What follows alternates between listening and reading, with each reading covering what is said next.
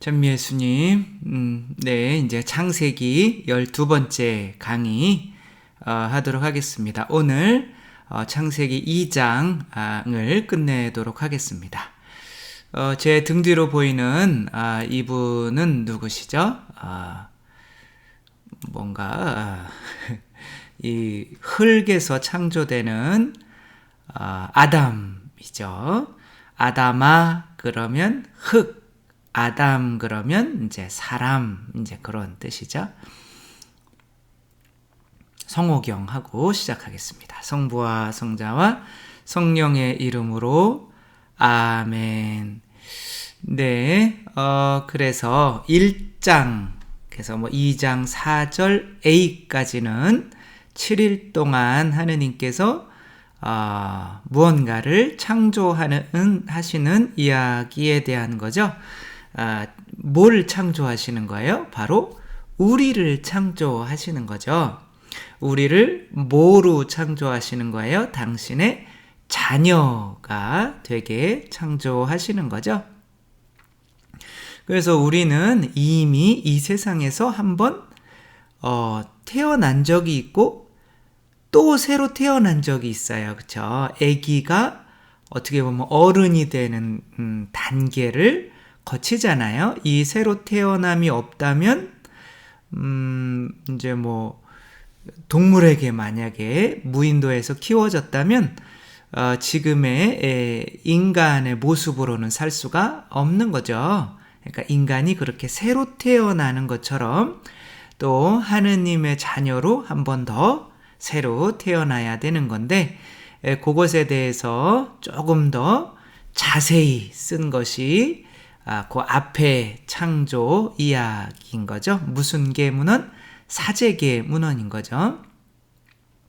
그래서 이제 뒤에 늦게 쓰여졌기 때문에 더 정밀할 수밖에 없는 건데, 지금 2장 4절부터 2장 마지막 절까지는 좀 둔탁하지만 어떻게 보면 더 그냥 둔탁해요. 그쵸? 그런데 이제 세 파트로 나눈다고 했죠. 이것을 어떻게 보면 편하냐면, 첫 번째 파트는 빛의 창조, 그거를 이제 세례인 거죠. 우리가 세례, 견진은 이제 세례는 좀 진리에 더 가까운 파트라면, 견진은 성령, 은총에 가까운 파트고, 그 다음에 성체는 내가 이제 어른이 돼서 나도 내가 태어난 것처럼 누군가를 또 새로 태어나게 할 수 있는 단계가 되는 거죠. 그래서 일단은 빛이 있어야죠. 우리가 부모를 만나야죠. 태어나서 누구를 닮아가야 하는지 알아야 되잖아요. 그래서 아기들에게는 부모님이 진리이신 거죠. 우리가 이 세상에서 아직 하느님의 자녀가 어떻게 살아야 하는지를 본 적이 없기 때문에 하느님의 자녀가 이 세상에 오셔서 하느님의 자녀는 어떠한 모습으로 살아야 하는지를 보여주신 분이 예수 그리스도이시고, 그래서 예수 그리스도의 삶 자체가 우리에게는 진리인 거죠. 그래서 우리가 예수님을 따라서 살아야겠다. 그래서 예수님이 이렇게 세상에 오신 거죠. 살아야겠다라고 하면 살 수가 있나요? 아니면 또 은총이 주어져야 하나요? 은총이 주어져야 하죠. 그래서 이제 이거 어떤 개신교 신자분이 그린 건데 참 잘 그린 것 같아서 그냥 허락 없이 막 갖다 쓰는 거죠. 나중에 뭐라 그러면 이제 죄송하다 그러면 되겠죠? 너무 막 가는 거 아닌지 모르겠지만 어쨌거나 이게 아마 생명나무를 이제 그리신 것 같아요. 그리고 그 생명나무에서 뭐가 나오는 거예요? 물이 나오는 거죠. 그 물이 가는 곳마다 뭐가 있어요? 금, 보석, 그쵸? 다 말씀드렸죠? 그 다음에 이제 이게 결국에는 하나 같으면서도 둘이고 둘 같으면서도 하나고, 이 생명나무가 뭐예요? 결국에는 진리, 우리가 본받고 살아야 되는 진리가 들어오면 이제 우리 안에 뭐가 생기는 거예요? 그동안 살아오던 것에 대한 갈등이 생기는 거죠. 이제 부모님을 진짜로 만나게 되면 난 계속 네 발로 기어야 되나? 두 발로 일어서야 되나? 갈등이 생기게 되는 거죠. 진리를 만나면 그런 거죠. 그래서 우리 마음 안에서 갈등이 생겼다는 것은 이제 세례를 통과했다는 거예요. 근데 그 갈등이 생겼을 때 이겨나갈 수 있는 힘을 계속 주어야 돼요. 부모님이 너 내 자녀 맞아 라고 믿음을 주기 위해서 부모님이 밥을 주시는 것처럼 당신의 살과 피를 계속 내어주셔야 되는데 그게 은총이라고도 하고 성령이라고도 하는 거죠.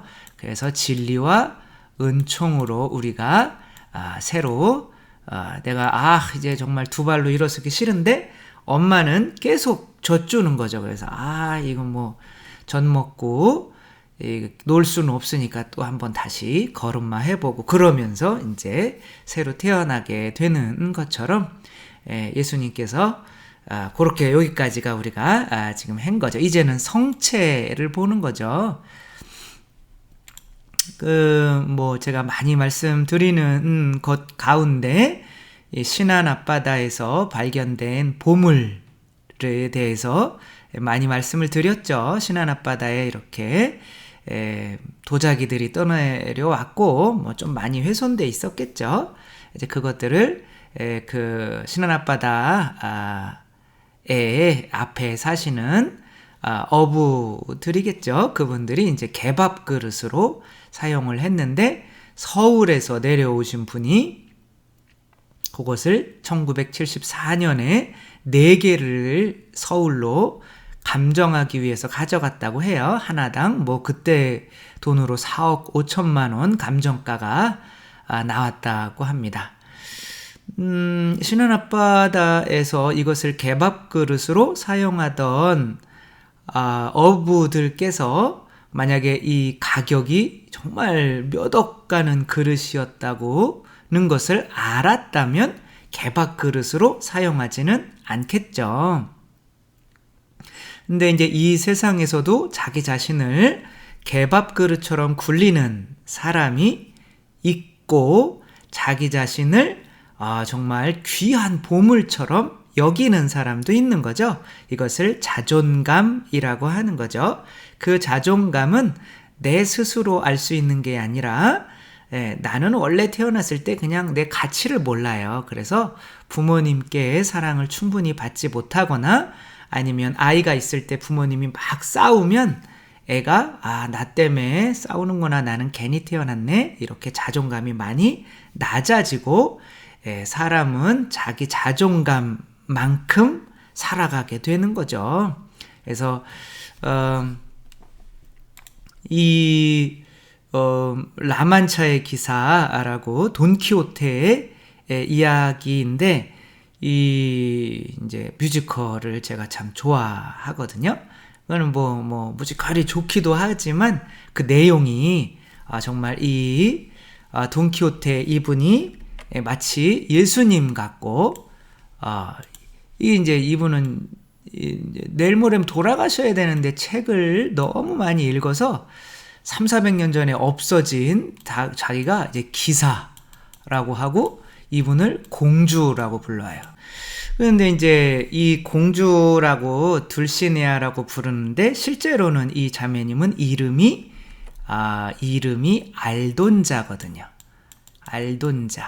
알돈자는 어떻게 지어진 이름이냐면 엄마가 이제 술집 여자였기 때문에 아빠를 몰라요. 그리고 이제 엄마도 또 일찍 또 돌아가시고 그러니까 이 자매님에게 자존감을 심어줄 수 있는 그 은총과 진리를 너는 귀한 존재야 라는 게 진리고 너 귀한 존재니까 내가 4억 5천만 그 너를 위해서 써줄게, 이게 은총인 거죠. 그만큼 사랑을 주는 거죠. 그걸 못 받았기 때문에 이 알돈자도 똑같이 술집 여자로 살아가는데 이 정신 나가신 이 지주님, 시골 지주님께서 자기가 기사고 이게 공주라고 부르며 그 책에 나오는 둘시네아라는 공주로 불러요. 당신은 둘시네아라고요. 그러니까 나는 알돈자인데 미쳤나요? 내가 왜 공주예요? 아니, 당신은 둘시네아라고요. 당신은 둘시네아라고요 라고 하는 것이 뭐예요? 진리인 거죠.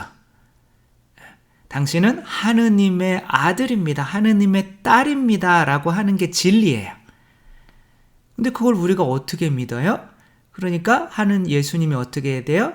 당신의 살과 피를 우리에게 주시며 우리 안으로 들어가며 그거 맞잖아.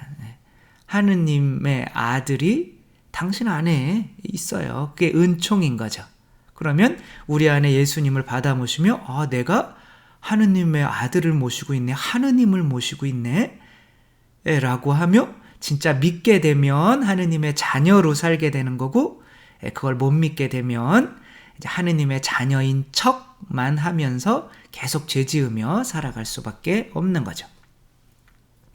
아기가 나는 인간이다 라는 믿음이 생기지 않으면 절대로 두 발로 걸을 수가 없는 것처럼 인간도 나는 인간이야.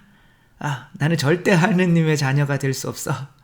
라고 하면 이제 바리사 율법학자처럼 계속 내가 하느님을 믿는 것 같았지만 마지막 순간에는 하느님이 난 너 몰라. 너 자신 하느님의 자녀라고 진짜 믿어본 적이 없잖아.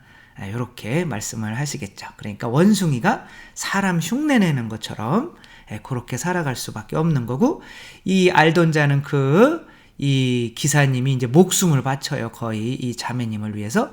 그러니까 처음엔 안 믿다가 나중에는 믿게 돼서 정말 공주로 이렇게 탈바꿈하게 되죠. 삶이 부모님이 해주시지 못한 것을 이 돈키호테가 하게 되죠. 그럼 이렇게 내가 정말 공주처럼 귀중한 존재구나. 이렇게 술집 여자가 아니네. 그래서 공주처럼 이렇게 살아가면 그게 끝일까요? 아니죠. 자기가 또 어떠한 가치를 모르고 살아가는 사람들이 눈에 띄겠죠. 그렇죠? 그래서 이제 어떻게 돼요? 이 돈키호테는 거울의 기사라는 거를 만나요. 그래서 네 모습을 봐. 네가 무슨, 당신은 늙은 시골 영감이야.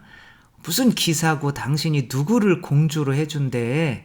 그러니까 자기 자신을 보게 만드는 거야. 그러니까 이제 믿음이 어떻게 되는 거예요? 사라지는 거죠. 결국에는 나 인간에 불과하구나. 죄 짓고 사람 미워하고 절대 용서가 안 되네. 나는 하느님의 자녀가 될 수가 없어. 그렇게 살아가는 사람에게 둘시네아가 다시 와서 당신이 나 공주라고 믿게 했잖아요. 당신 진짜 나를 공주라고 믿게 했으니까 당신 진짜 기사 맞아요. 라고 하면서 이 사람의 잃어가는 믿음을 다시 회복시켜주죠. 그래서 아기가 새로 태어났다고 하는 거는 또 이 아기가 누군가를 또 새로 태어나게 할 수 있는 어른이 됐을 때에야 비로소 완전히 새로 태어난 거죠. 그 단계가 성체인 거죠. 그러니까 세례는 내가 새로 태어나는 단계고, 내가 하느님의 자녀네. 견지는 근데 왜 나는 자꾸 이렇게 죄짓고 쓰러지지? 그럼 다시 한번 해볼까? 아기가 2000번, 3000번 일어서려고 하는 단계인 거고, 성체는 어떻게 해요? 그럼 나도 이렇게 다른 사람을 태어나게 할 수 있지 않을까? 라고 해서 예수님처럼 이렇게 은총과 진리로 내 생명을 바쳐서 누군가를 또 하느님의 자녀로 새로 태어나게 만드는 사람이 되는 거죠. 그래서 오늘 복음은 아니고 오늘 본문에서 이제 그런 내용들이 나오는 거죠. 새로 태어나는데 그 새로 태어난 것과 또 혼인을 해요. 아담이 하와 혼인을 하고 또 자녀를 낳고, 근데 이것이 동물에게 이름을 지어주는 이야기와 겹쳐 있어요. 이제 구원의 원리, 이제 제가 이렇게 올려놓은 거 잘 들어보신 분들은 이 얘기가 아주 쉬우실 거예요. 그쵸? 그래서 오늘 본문 한번 읽어보도록 하겠습니다. 2장 18절에서 25절까지 이제 끝까지 한번 읽어보겠습니다. 주 하느님께서 말씀하셨다. 사람이 혼자 있는 것이 좋지 않으니 그에게 알맞은 협력자를 만들어주겠다.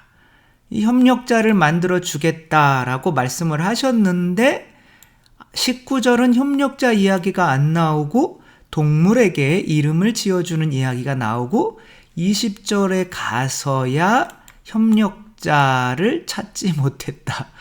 이렇게 나오죠. 이런 것들을 잘 보아야 돼요. 그래서 주 하느님께서 흙으로 협력자를 만들어 주려고 했는데 그래서 딴 얘기를 하고 계셔요. 들은 길들여진 짐승이 아닌 거죠. 알돈자인 거죠. 온갖 짐승처럼 사는 사람인 거죠. 하늘에 온갖 새를 빚으신 다음, 그러니까 아담을 먼저 해놓고 동물들을 빚으시는 거야. 그리고 그 다음에 그 사람에게 데려가시어 그가 그것들을 무엇이라 부르는지 보셨다. 사람이 생물 하나하나를 부르는 그대로 그 이름이 되었다. 이름이 된다는 것은 이름은 그 사람이 언제 지어지는 거예요? 태어났을 때 지어지는 거죠. 그래서 동물처럼 살고 있는 사람에게 이름을 지어주는 것이 곧 자기의 협력자를 만드는 것과 같다는 뜻인 거예요. 뒤에 또 교부님들이 또 그런 말씀을 해놓으신 게 있어요.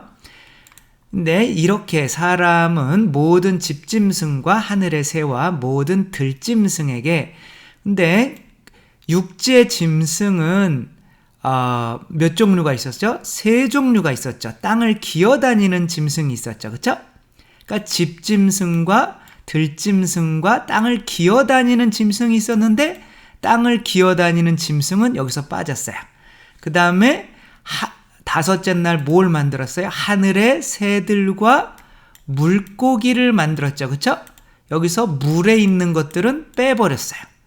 그러니까 이름을 지어주는데 이름을 지어줄 수 없는 상태까지 간 인간들이 있다는 거예요. 완전히 세속육신 마귀에 사로잡혀서 더 이상 새로 태어날 수 없는 가능성까지 간 사람들이 있다는 거예요. 그 사람들은 그러니까 가룟 유다가 이제 너 나 팔아 넘겨 나가라고 예수님이 놓아주시죠. 그때는 밤이 없다 그러죠. 그렇죠? 그러니까 이제 완전히 사탄과 하나가 된 상태면 예수님도 그 가룟 유다를 어찌할 수가 없는 거죠. 우리들도 여기까지 가기 전에 회개를 해야 되는 거죠.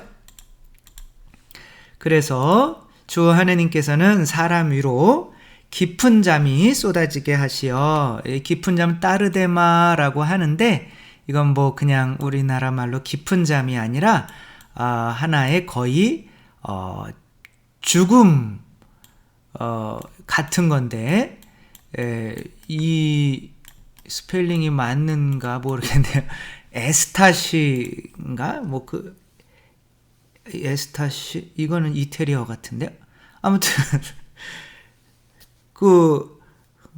뭐라 그러죠? 이렇게 마약을 먹어서 뿅 간 상태? 누가 막 때려도 아픈 걸 모르고 막 그냥 막 황홀의 상태? 그러나 거의 반 죽은 상태를 의미하는 거죠.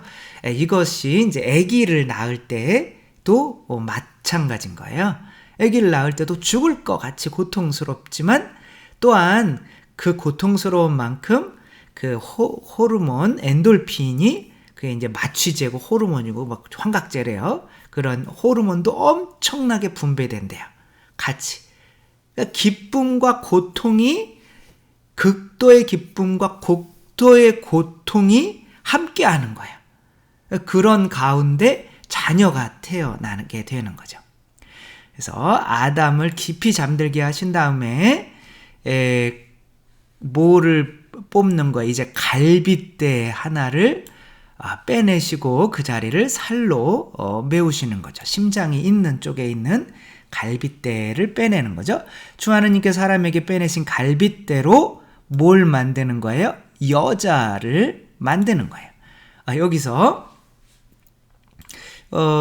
갈빗대로 여자를 만드는 주체는 아담이 아니라 누군 거예요? 하느님이신 거예요. 그러니까 하느님의 창조의 협조자는 누군 거예요? 아담인 거죠.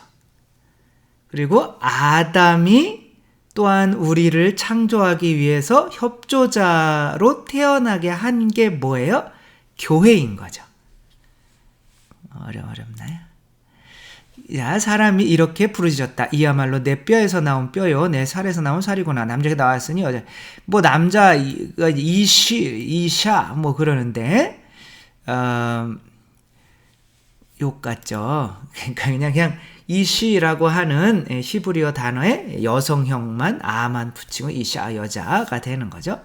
그러므로 이제 분명히 아담에게서 나왔으면 딸인데 이 아담이 딸과 한 몸이 돼요. 이제 자기가 낳은과 한 몸이 돼요. 그러면서 남자는 아버지와 어머니를 떠나 아내와 결합하여 둘이 한 몸이 된다. 사랑과 그 아내는 둘 다 알몸이면서도 부끄러워하지 않았다. 미리 말씀드리자면 이게 이제 마지막 구절이에요. 안식 일곱째 날이 뭐예요? 안식이죠. 안식은 이제 편안하게 하느님 품에서 쉰다는 것을 생각할 수가 있죠. 그렇죠? 근데 하느님 품에서 편안히 쉬어야 되는데 아담과 하와가 죄를 짓고 아담아 너 어디 있느냐 그랬더니 아담이 어떻게 했어요? 부끄러워서 숨었죠. 그렇죠? 그러니까 부끄러워서 하느님 앞에서 부끄러운 상태는 안식을 누릴 수가 없는 상태인 거죠. 근데 안식을 누리려면 내가 누군가를 새로 태어나게 해야 부끄러움이 없는 사람이 되는 거죠. 이것을 뭐라고 그러냐면 이제 의롭다 그래. 의롭다. 의로움. 의로움은 뭐냐면 쉽게 생각하면 내가 꾼돈이 있으면 꾼돈을 갚으면 의로운 거고 안 갚으면 의롭지 않은 거예요. 그 사람 앞에서. 그 사람 앞에 꾼돈을 안 갚고 나올 수가 없는 거죠. 그러니까 하느님에게서 우리가 아들을 협조자로 아버지가 아들의 피와 물, 갈비뼈를 빼내서 우리를 창조하셨잖아요. 근데 우리가 또 예수 그리스도의 새로운 창조의 협조자가 안 된다면 예수님 앞에서 우리가 부끄러울까요? 부끄럽지 않을까요? 부끄럽겠죠. 그렇죠? 그러면 의롭지 못하다라고 하는 거죠. 그래서 우리가 하느님 앞에서 의로워지는 길은 내가 하느님의 자녀로 새로 태어나서 예수 그리스도의 새로운 창조의 협조자가 되는 수밖에 없는 거죠. 이게 일곱째 날 마지막 날에 들어가는 25절은 그 안식을 설명하고 있는 거죠. 한번 볼까요? 짐승이 그러면 짐승에게 이름을 지어주는 것과 하와가 창조되는 것과 뭔가 같은 의미로 쓰이고 있는데 여기에서 암브로시우스 그 아우구스티누스의 어떻게 보면 스승님이시죠. 이분의 설교를 듣고 회개를 했죠. 아우구스티누스가. 근데 이제 그 암브로시우스는 그 에덴 동산에 있었던 그 짐승들은 바로 인간의 육체적인 욕망이고 그 육체적인 욕망에 사로잡혀 사는 사람들을 의미한다고 이렇게 해석하고 있어요. 그분이 낙원 에덴 동산이죠. 그렇죠? 거기에서 이렇게 얘기를 하는 겁니다. 아담에게 데리고 온 들에 있는 짐승과 하늘을 나는 새는 우리에게 있는 비이성적인 감각을 나타낸다. 더 난폭하든 더 순하든 들짐승과 온갖 짐승은 육체의 다양한 욕정들을 나타낸다. 그럼 하느님 아버지의 협조자가 누가 되는 거예요? 예수님이 되는 거죠. 그래서 예수님이 이제 새로운 아담이라고 불려요. 그래서 이제 뭐 교리서나 뭐 이런 책들을 보면 새 아담 그러면 예수님이고 새 하와 그러면 예수님에게 예수님을 통해서 우리를 새롭게 창조하시는데 협조자가 된 이들을 새 하와라고 부르는데 가장 큰 협조자는 누구였어요? 성모 마리아죠, 당연히. 그리고 교회를 상징할 수도 있죠. 여기 이제 하와가 창조되는 요 미켈란젤로의 시스티나 성당에 있는 이 그림에서 이제 그냥 이 아담의 옆구리에서 나오는 게 아니라 아담의 뭐로 만드는 거예요? 갈비뼈로 만드는 거죠.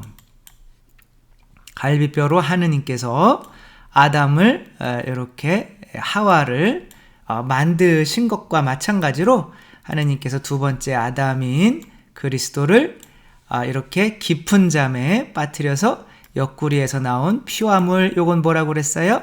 성사라고 했죠. 그쵸? 세례 견진 성체. 요건 이제 교리를 보시면 됩니다. 요 성사, 우리가 요 성사를 통해서 새로 태어나죠. 하느님께서, 아버지께서 이 아담을, 두 번째 아담인 당신 아드님 협조자인 거죠. 협조자를 이제 통해서 뭐가 새로 태어나게 되는 거예요? 교회가 새로 태어나게 되는 거죠. 그래서 교회를 보고 이제 예수님이 다시 부활하셔서 내 살에서 나온 살이요, 내 뼈에서 나온 뼈구나. 그렇게 되는 거고, 예수님 부활하셔서 처음 만나는 누구예요? 그 마리아 막달레나 그 마리아야라고 이름을 이렇게 지어주시죠. 그 전까지는 요한복음에 마리아라는 이름은 한 번도 안 나와요. 성모님한테도 안 부릅니다. 그때를 위해서 이렇게 마련해 놓는 거예요. 이름을 마리아야, 마리아라는 것이 이제 탈출기 가면 미리암이고 이제 신약에 와서 마리아가 되고 이제 교회의 이름이 되게 되는 건데, 어쨌거나 그렇게 새로 탄생된 교회가 이제는 그리스도의 뭐가 되는 거예요? 신부가 됨으로써 그리스도와 이제 한 몸이 되는 거죠. 그러면 그리스도를 통해서 당신이 어떻게 된 거예요? 이분과 이분은 아들 부자 관계잖아요. 그리고 이렇게 되면은 지금은 이거는 뭐가 되는 거예요? 부부 관계가 되는 거잖아요. 그러니까 하느님 아버지를 아저씨, 시아버지라고 불러야 돼요? 아버지라고 불러야 돼요? 아버지라고 불러야 되는 거죠. 우리가 그리스도로부터 새로 태어났지만 그리스도와 한 몸이 되고 혼인함으로써 그분의 아버지를 아버지라고 부르는 거지, 하느님 아버지가 직접 우리를 뭐 창조하시거나 만드신 게 아니에요. 반드시 아이는 남자 여자의 혼인 관계로 태어나지, 뭐 예수님 혼자 태어나게 할 수도 없는 거고, 그죠? 엄마 혼자 태어나게 할 수도 없는 거고, 아빠 혼자 태어나게 할 수도 없는 거잖아요. 인간 남자 여자가 하느님의 아버지의 삼위일체 관계를 닮았기 때문에. 그리고 또 예수님도 어떻게 하는 거예요? 이제는 교회를 통해서 바로 누가 태어나는 거예요? 바로 우리들이 태어나게 되는 거죠. 나. 그러면 나와 이 교회는 또 뭐가 되는 거예요? 한 몸이 되는 거고, 그래서 아빌라의 데레사는 이제 교회의 뭐가 되는 거, 우리가 자녀가 되는 거죠. 그런데 또 교회와 한 몸이기도 하고, 그래서 아빌라의 데레사 성령께서 돌아가실 때 결국 나는 교회의 딸입니다. 그러고 돌아가셨죠. 교회는 우리 구원을 위해 그리스도께서 자신을 온전히 내어주심으로써 태어났죠. 그렇죠? 그 갈비뼈, 피와 물을 아버지께 봉헌함으로써 태어나는 거죠. 이 전적인 헌신, 내어줌은 특히 성체, 성사를 세움에서 예비되었고 시작되었고 십자가 위에서 실현되었죠. 그렇죠? 십자가 이제 죽음이죠. 그 다음에 그리고 그 기원과 기원이라고 하면 교회의 시작인 거죠. 기원과 성장은 그 교회의 탄생과 자라남은 십자가에 못 박히시고 창에 찔리신 예수님의 옆구리에서 흘러나온 피와 물, 이게 갈비뼈라는 거예요. 로 상징되었다. 십자가에서 잠드신 그리스도의 옆구리에서 온 교회에 놀라운 뭐가 솟아나온 거예요? 성사, 이게 성사 은총과 진리라고 생각하셔도 돼요. 피와 물로 이제 새로 창조되는 거죠. 하와가 이렇게 잠든 아담이 아니라 아담이죠. 아담의 옆구리에서 만들어졌듯이 교회도 우리들 자신들도 십자가 위에서 돌아가신 그리스도의 꿰뚫린 심장에서 태어난 그리스도의 하와들이라는 거죠. 이건 교회의 가르침이기 때문에 우리가 이제 여러분이 나는 그리스도의 신부입니다. 교회는 그리스도의 신부입니다. 새 아담의 새 하와입니다. 라고 말할 때 이제 당황하시지 말고 당황하셨어요? 그러면 당황 안 했는데요. 이렇게 말씀을 꼭 해주시기 바랍니다. 다른 것도 한번 볼까요? 십자가에 못 박히신 예수님의 창에 찔린 옆구리에서 흘러나온 피와 물은 새로운 생명의 성사들인 세례와 성체, 여긴 견진을 뺐죠. 그쵸? 네, 예형이다. 왜냐하면 견진은 세례, 견진, 성체, 이게 인문성사이기 때문에 굳이 세례 안에 포함된다고 할 수가 있어요. 왜냐하면 세례의 연장이거든요. 그때부터 하느님의 나라에 들어가기 위하여 물과 성령으로 새로 난다. 이게 물과 성령이 뭐예요? 성사인 거죠, 성사. 1225항. 이게 제가 이게 아주 교리의 기본적인 건데, 우리나라에서는 이런 이야기들이 이제 교리에서 거의 다루어지지 않고 있어요. 그래서 이런 얘기하면 꾸며내는지 알아서 이제 이런 거를 좀 이렇게 교리서에 나와 있는 거라는 거를 보여드리는 거죠. 자, 796강. 교회는 흠없는 어린 양의 흠없는 신부다. 교회는 예수님의 신부예요.